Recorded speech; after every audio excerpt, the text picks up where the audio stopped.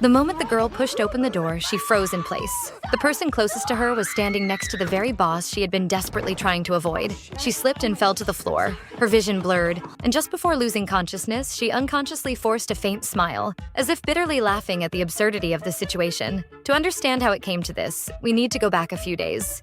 Sarah was an ordinary girl from a small town, plain in appearance and with a simple life. But because of her exceptional abilities, she became the personal assistant and screenwriter for Chris, a globally renowned star. On the outside, this job appeared glamorous, but to Sarah, it felt like an endless torment. Although Chris was charming in public, he was a serial dater with a chaotic love life, frequently changing partners. One of Sarah's daily tasks was delivering expensive diamond earrings to his soon-to-be ex-partners. Those earrings had become a symbol of breakups. Some were heartbroken, others were angry, but none of them caused a major scene, since the earrings were worth a small fortune. Eventually, Sarah couldn't bear it any longer and quit her job, returning to her hometown in search of a simpler, peaceful life. But without her carefully arranged schedule, Chris's life immediately fell apart. Even his basic appointments became disorganized, and he soon realized just how much he relied on her. So he drove to Sarah's house to apologize in person.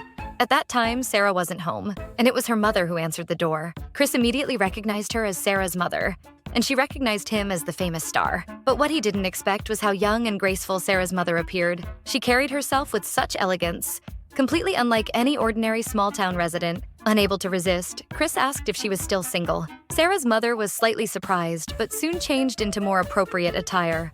They began talking about Sarah's childhood, and as the conversation continued, the atmosphere gradually shifted, becoming softer and more delicate. Chris could sense the loneliness Sarah's mother had endured living alone for many years, while she saw through the emptiness beneath his glamorous exterior. An unspoken sense of closeness quietly grew between them.